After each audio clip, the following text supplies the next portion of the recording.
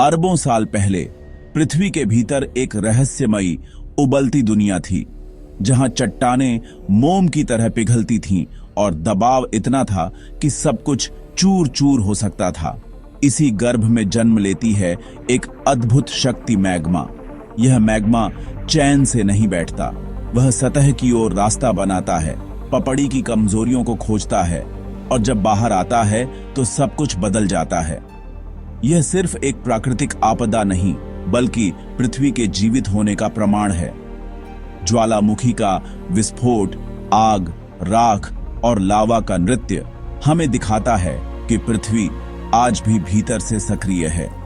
हर विस्फोट के बाद नई भूमि बनती है, उपजाऊ मिट्टी तैयार होती है और पहाड़ों का जन्म होता है।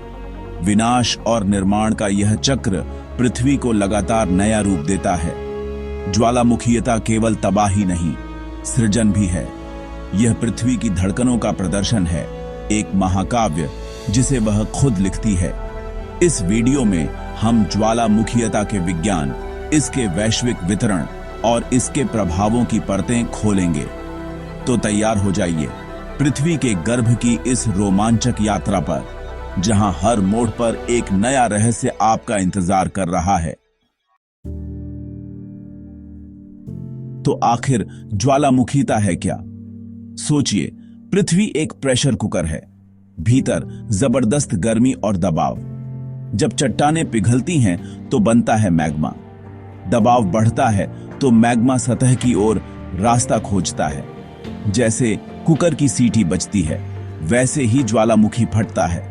ज्वालामुखीता सिर्फ ज्वालामुखी के फटने तक सीमित नहीं है। इसमें मैग्मा के बनने, उसकी यात्रा और सतह पर या नीचे जमने की पूरी प्रक्रिया शामिल है। जब मैग्मा सतह के नीचे ही जम जाए या ऊपर आकर लावा बने, दोनों ही ज्वालामुखीयता हैं। गैसें, राख और चट्टानों के टुकड़े भी इसी प्रक्रिया का हिस्सा हैं। इसे ऐसे समझें, शहद की बोतल उल्टी करें, शहद धीरे धीरे निकले, सोडा हिलाकर खोलें तो तेजी से फूटे। ज्वालामुखीयता दोनों तरह की घटनाओं का अध्ययन है। यह पृथ्वी की आंतरिक ऊर्जा का सबसे नाटकीय प्रदर्शन है, जो महाद्वीपों को हिला सकता है, नए द्वीप बना सकता है और जलवायु को बदल सकता है। जब ज्वालामुखीयता सुने तो सिर्फ आग नहीं, बल्कि पृथ्वी के भीतर की पूरी कहानी याद रखें। ज्वालामुखी फटने के पीछे ठोस वैज्ञानिक कारण है। सबसे बड़ा कारण पृथ्वी की आंतरिक गर्मी, जो कोर में रेडियोधर्मी तत्वों के क्षय से लगातार बनती रहती है। यह गर्मी मेंटल को पिघलाती है, जिससे मैग्मा बनता है। यही पूरी प्रक्रिया की ऊर्जा है। दूसरा कारण है प्लेट विवर्तनिकी। पृथ्वी की पपड़ी कई प्लेटों में बंटी है, जो लगातार हिलती डुलती हैं। जब दो प्लेटें टकराती हैं, एक नीचे खिसकती है, पिघलती है और मैग्मा बनाती है। रिंग ऑफ फायर जैसी ज्वालामुखी श्रृंखलाएं इसी वजह से बनती है। तीसरा कारण मेंटल संवहन और हॉटस्पॉट। मेंटल में गर्म पदार्थ ऊपर उठता है, कभी कभी मेंटल प्लूम बनाता है, जिससे हॉटस्पॉट पर ज्वालामुखी बनते हैं, जैसे हवाई द्वीप। जब प्लेटें अलग होती हैं तो भी नीचे से मैग्मा ऊपर आता है। मध्य महासागरीय कटकों पर नई समुद्री पपड़ी बनती है। इन सब का नतीजा ज्वालामुखीयता कोई आकस्मिक घटना नहीं, बल्कि पृथ्वी की आंतरिक भौतिकी का सुनियोजित परिणाम है। हर ज्वालामुखी एक जैसा नहीं होता। उनकी गतिविधि के आधार पर 3 श्रेणियां हैं: सक्रिय, प्रसुप्त और मृत। सक्रिय ज्वालामुखी, जिनमें हाल में उद्गार हुआ है या भविष्य में हो सकता है, जैसे माउंट एटना, किलाउआ और भारत का बैरन द्वीप। प्रसुप्त ज्वालामुखी अभी शांत हैं, पर अतीत में फटे हैं और फिर से सक्रिय हो सकते हैं।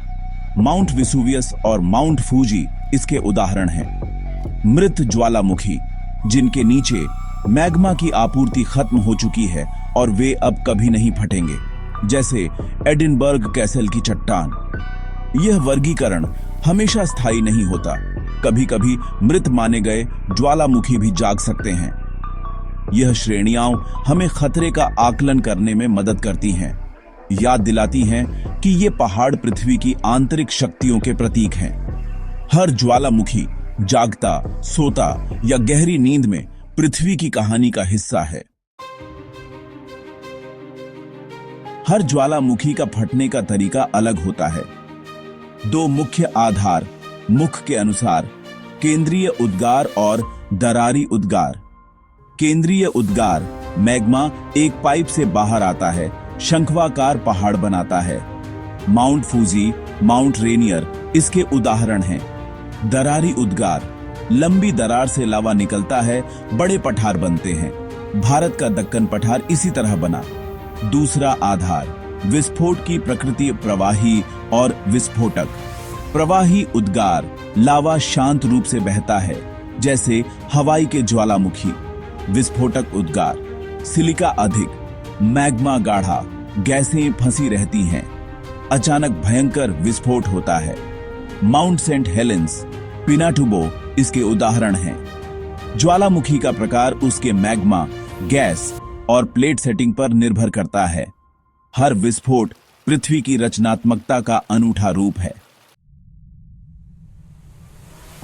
ज्वालामुखी पृथ्वी पर बेतरतीब नहीं, बल्कि एक खास पैटर्न में पाए जाते हैं, सीधे प्लेट विवर्तनिकी से जुड़े। सबसे प्रसिद्ध है प्रशांत अग्निवलयी, प्रशांत महासागर के चारों ओर, जहां दुनिया के 75% ज्वालामुखी है। दूसरा क्षेत्र मध्य महासागरीय कटक, समुद्र के नीचे फैला दुनिया का सबसे लंबा पर्वत। यहां दरारी उद्गार होते हैं। आइसलैंड, मध्य अटलांटिक कटक का सतह पर दिखने वाला हिस्सा, जहां ज्वालामुखीयता को सीधे देखा जा सकता है। तीसरा क्षेत्र हॉटस्पॉट, जैसे हवाई द्वीप, जहां प्लेटें स्थिर हॉटस्पॉट के ऊपर से गुजरती हैं। अफ्रीका की महान दरार घाटी भी ज्वालामुखीयता का केंद्र है। ज्वालामुखियों का यह वितरण पृथ्वी की आंतरिक गतिशीलता का नक्शा है, प्लेट विवर्तनिकी का जीवंत प्रमाण। ज्वालामुखीयता केवल विनाश नहीं, बल्कि पृथ्वी की सतह पर अद्भुत भू आकृतियां भी बनाती है। सबसे आम ज्वालामुखी शंकु, जो लावा और राख के जमाव से बनते हैं। शील्ड, सिंडर और समग्र शंकु लावा के प्रकार पर निर्भर। कभी कभी विशाल विस्फोट के बाद शिखर ढह जाता है, बनती है कालडेरा, विशाल कटोरे जैसा गड्ढा जो झील में बदल सकता है। क्रेटर लेक इसका उदाहरण है। दरारी उद्गार से बनते हैं लावा पठार, जैसे दक्कन ट्रैप, साइबेरियाई ट्रैप्स। भूमिगत जल के गर्म होने से बनते हैं गीजर और हॉट स्प्रिंग।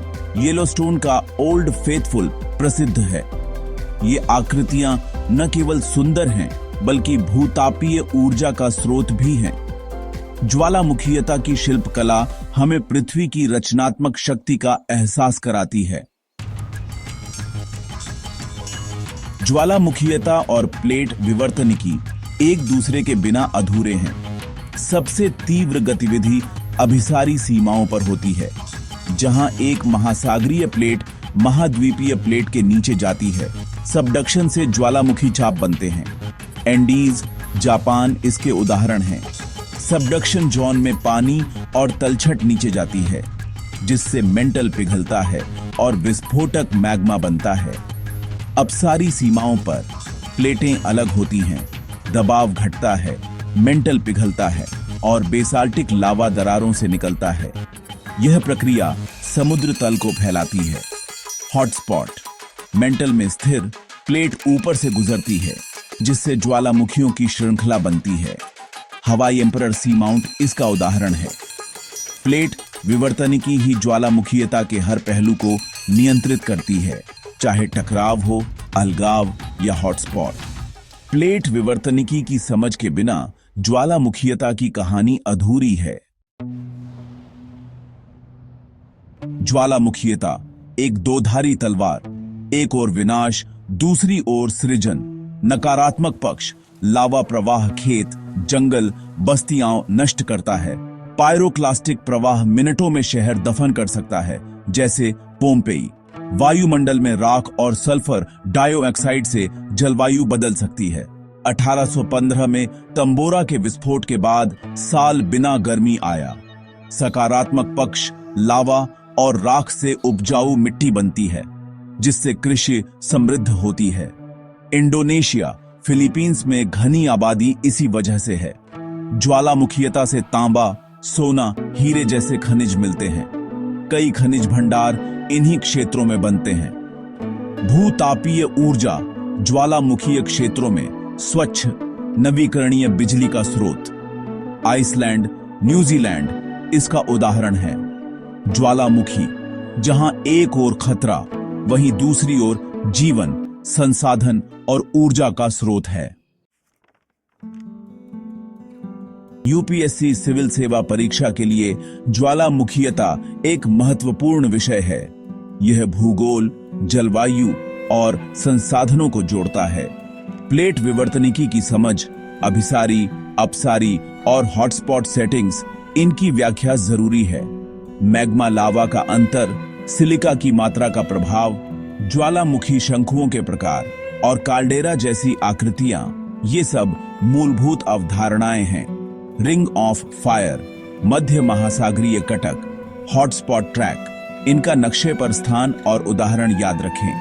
यूपीएससी में चित्र, डायग्राम्स बहुत मददगार हैं। क्रॉस सेक्शन, प्लेट सीमाएं, हॉटस्पॉट श्रृंखला, इनका सही चित्रण अंक बढ़ा सकता है। उत्तरों में सकारात्मक और नकारात्मक दोनों प्रभाव और भारत के उदाहरण जैसे दक्कन ट्रैप, बैरन द्वीप शामिल करें। ज्वालामुखीयता को पृथ्वी की कहानी की तरह समझें। जब आप इसकी जटिलता और सुंदरता को आत्मसात करेंगे तो कोई भी प्रश्न चुनौती नहीं बनेगा।